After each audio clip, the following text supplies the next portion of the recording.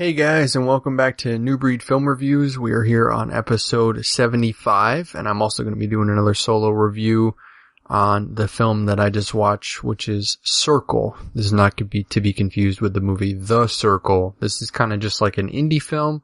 It's like a drama, horror, sci-fi movie. You can catch it right now on Amazon Prime if you have Amazon. And, it's a pretty cool movie. I just was flipping through, and I usually like to watch kind of indie flicks because it kind of makes me humble to be able to get to a point where I can actually do something like this. And it's actually a pretty cool premise. My wife kind of walked in halfway through the movie and sat down, and, she was kind of like put right into it. So this is, the basic premise of the film is held captive in facing, their imminent executions. 50 strangers are forced to choose one person among them who deserves to live. So just kind of to paint the scene, there is 50 people in this black room. They're all standing on red circles, and then in the middle of the room is all these like arrows. So whenever the person moves, one person moves their hand, they move the arrow, and what the arrow does is it moves to someone to select them. And what you do is you cast a vote, and when that vote is cast, the person with the most amount of votes gets killed. So with that in mind, there's 50 different people in the room, 50 different nationalities, 50 different ranges of ages. There's little kids in the room, there's teenagers, there's old people, so they did a great job with casting. To kind of just over the spectrum. There's, men that are in fatigues, there's fat men, there's skinny men, there's, gay men, there's gay women. So it's like every different nationality and denomination, and, the preacher, and so that it's just everybody that's represented in this one room. And I guess aliens abducted them so they could put them in the room and do an experiment. And it's going to come down to one person living. So, in the middle of the film, I'm obviously spoiling it for you, or I'm going to spoil it for you. So if you haven't watched this, stop it. You can come back to it. I highly recommend the film. I actually recommended my friend. I told him all the spoilers, but he still went and watched it because it was pretty cool how they did it. So there's two main people in the room that everybody wants to save, and that is a pregnant woman and a young girl. And everybody's kind of making the decision that those two are the ones that they're going to save to the end, at least, because guess what? One person only lives, so they're going to have to make a decision when we get to that point. But it's kind of crazy how a group think process is sitting there trying to realize, who should die and who should live. So, like initially, when they first figure out that they have the ability to choose who dies and who lives, they start killing off all the old people. And that kind of makes sense. I guess anybody that's 70 and over has to die because they're going to be dying anyways. So what they did was they kind of took that and ran with that, and then they killed off all the different people in the room. And every 2 minutes they have to select a person. So you can understand that this is moving pretty fast. And then at that point they start thinking about, okay, so what about all the young kids, like the 20-year-olds? They don't have any families, they don't have any ties to anything, so they be killed off.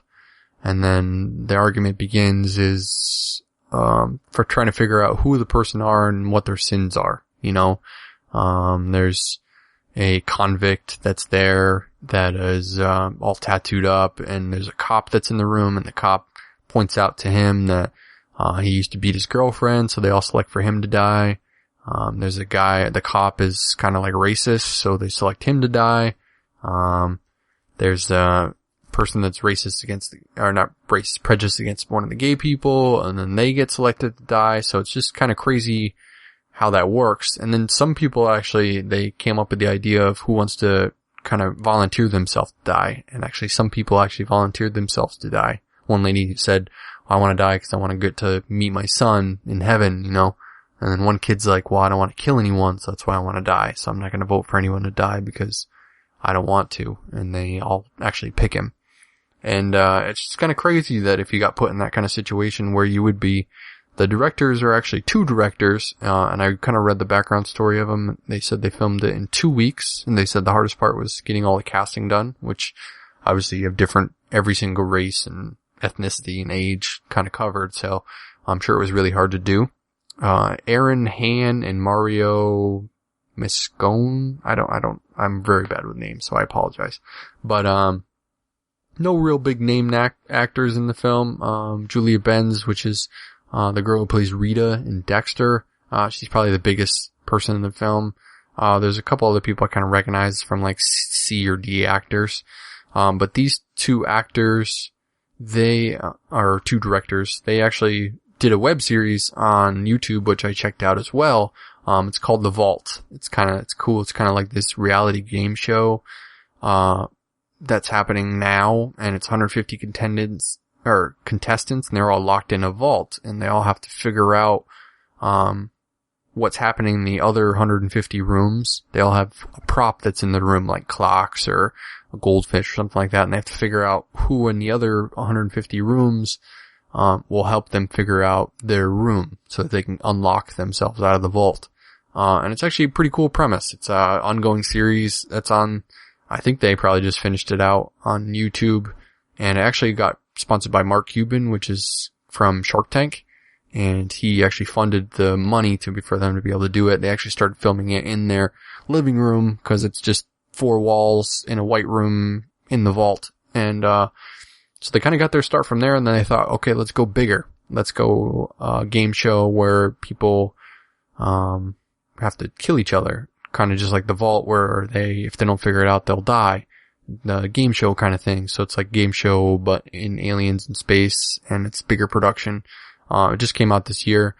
So good for them. They both wrote the movie. They both directed it together. Like I said, they both filmed it in 2 weeks. Highly recommend the indie film. Kind of makes me feel good that I'm able to do something like this. You know, I'm able to, maybe get to a point where I can direct a short web series. I mean, Dave have talked about he's writing one, or he has one written.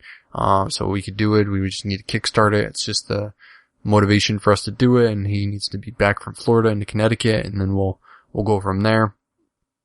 But it kind of just shows you that, hey, if you do good work, you get picked up, and then you get to do a big box movie that's on Amazon or, Netflix or anything like that, which I'll take any day over being a big blockbuster movie fan. I just want to get to the point where I can make it. But these guys came up with a cool original concept. Haven't seen it done before. It's an enjoyable watch because you're trying to figure out, okay, who they're going to kill next? What's the rationale? How they're going to keep people alive? And then what's the twist? And then there's a good twist at the end where some kid plays, like younger kid plays the pregnant lady and plays the kid, to kind of off themselves. And then he eventually has to kill them off, and stone cold just to kind of kill himself or save himself. So, highly recommend the film. It's Circle, not The Circle. Came out 2015 this year. It's on Amazon. Check it out and enjoy. So we'll catch you guys on the next review.